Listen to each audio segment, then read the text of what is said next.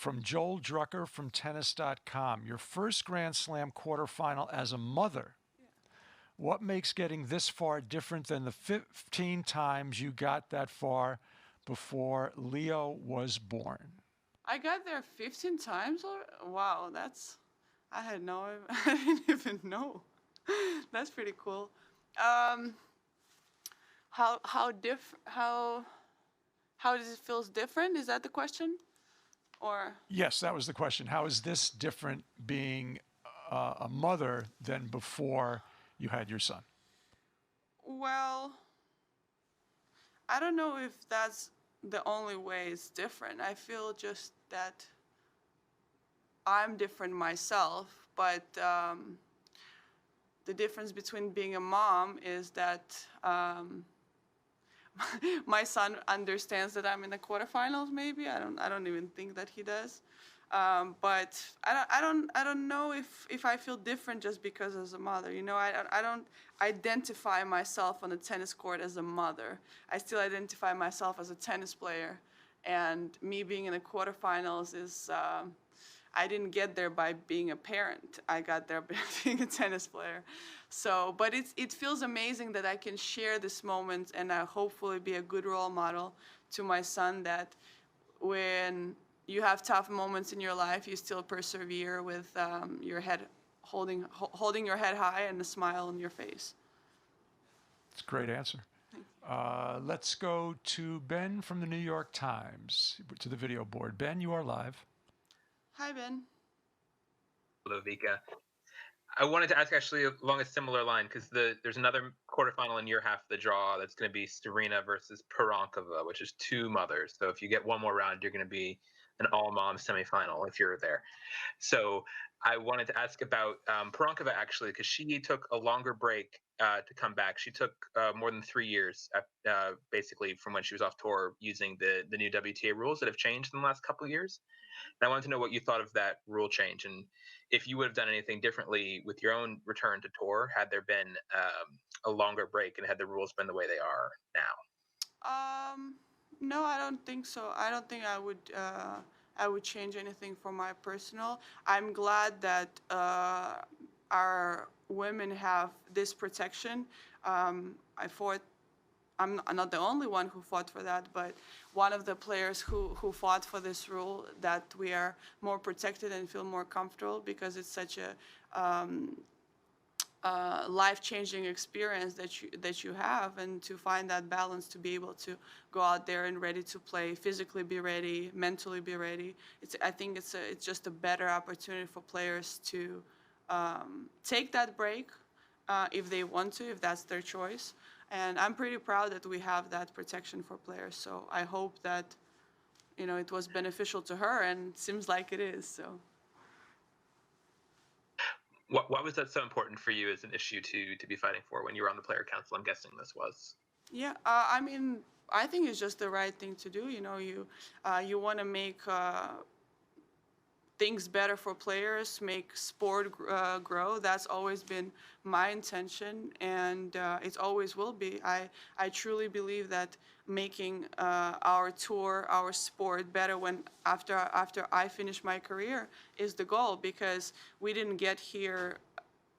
We got here by other players and other women, making those changes and making the sport better. So I feel like it's our also duty to continue moving the needle upwards and improve. So I'm always looking for that improvement in our sport. Okay, thank you, Ben. Thank you. Looking in the queue, Bill, just indicate to me if you would like to ask a question. If you do, I will put you on live. Yes. Let us go to Bill from Inside Tennis. Bill, you are live with Vika. Hi. Hi. Well done. Congratulations. You obviously have had a background coming from a smaller country, not a particularly wealthy country, and now you've lived so many years or have spent a great deal of time in the United States.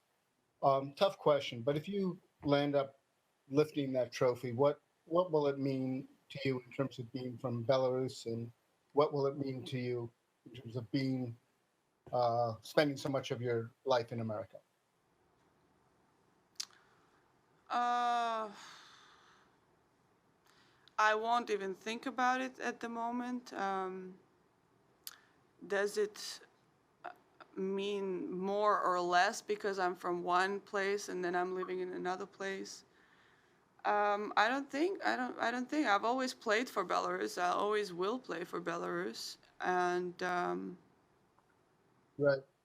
I don't really think about it that much. You know, where I live or where I've been. I've been living in many places, not just the United States. So I don't. I think when somebody from country like Belarus or smaller country, it just becomes more significant because maybe there isn't that much opportunities that happens. And obviously, when I have won Grand Slams, it was a big deal for our country, and people really appreciate it. So I hope if those moments bring people joy, but does it mean more? Does it mean less? Is just how you look at it. It doesn't change really anything, I think. And if I could ask one other thing, if you had to say what's your core emotion, your core feeling now, is it satisfaction, gratitude, uh, pride? What do you feel about being able to get this far in the Open after Definitely, such a long yeah, struggle? definitely grateful. Definitely grateful, and yeah, I would say that. Yeah. Thank you. Thank you. Thank you, Bill. Let us go to Courtney from the WTA. Courtney, you are live. Hi, Vika. Hi. Can you talk through just the match a little bit? Just turning it around, obviously, and it sounded like you were impressed by her game. Again, another young player that's coming up that we're seeing more and more at this stage of tournaments. Yeah, she was very, very impressive. She had a great game, very smart game, a lot of variety. She can create good power. She can create slice. She can create angles. She serves in volley, so she's very, very complete player. That's really, really cool to see. And obviously, I had to find many solutions. One way wasn't going to work because of the variety that she brings. And especially the first set, like it was impressive. I felt like I was rushing some of the balls, but I missed a couple of like easier balls. And every time I would like kind of come into the net, she would pass me, and I was a little annoyed by that. I'm not gonna lie. But it was great. She has a great serve. Yeah, I was very impressed. I hope she continues, to show really good results. I feel like she has a game for great results. But I enjoyed myself a lot. It was fun to be able to turn that around, to find solution today on the court, and have a great match. I really enjoyed it. I thought it was a great quality from both of us. What were the solutions that you found? Well, I felt that I had to be a little bit more aggressive, like not letting her move me that much around, even though I knew that was going to happen, and really make her move. I felt that I knew that physically I'm very ready. So for her to beat me, she had to play 3 hours the same way she played at the beginning. So I was pretty confident that I'm able to sustain my level. But if she brings that level for 3 hours, then that's too good. But I was confident that I won't drop my level too much. Last question, Court.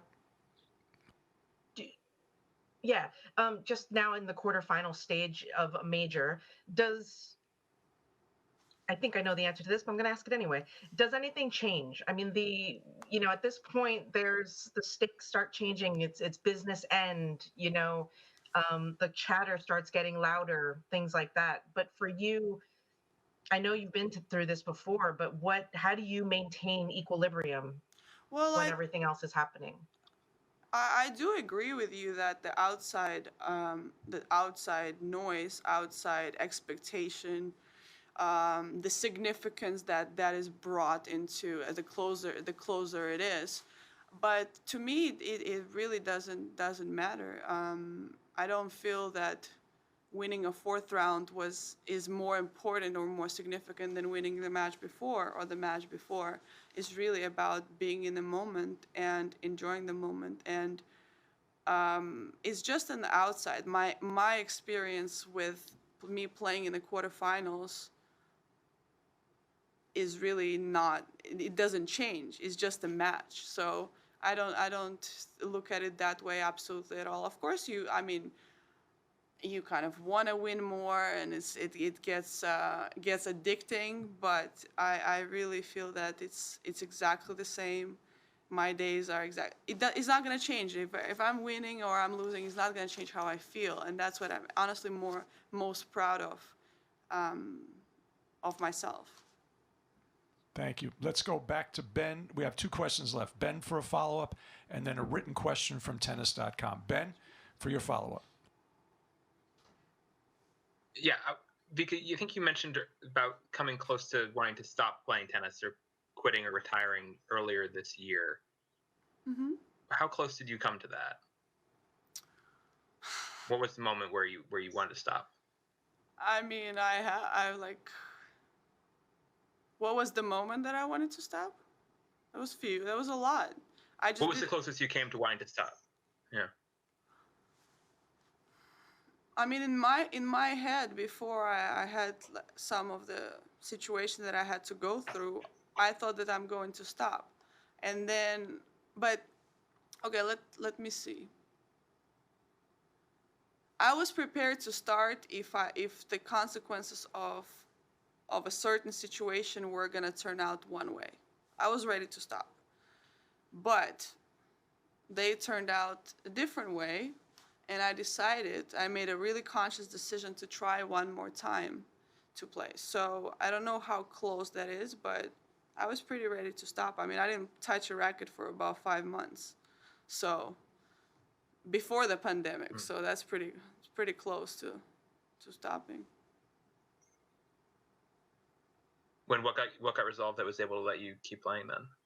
Sorry? What happened that you're sort of alluding to things, but it's not clear what you're talking about exactly. About what? You were saying one thing had to get resolved, or something had to happen one way. Yeah, my personal more clear you can be about that. My personal situation with my family, that had to be resolved. So, I'm not gonna get into that more because that's not a public matter. It's my family, so that's always gonna stay private. Vika, we're going to end with a written question. If you would just look to your left.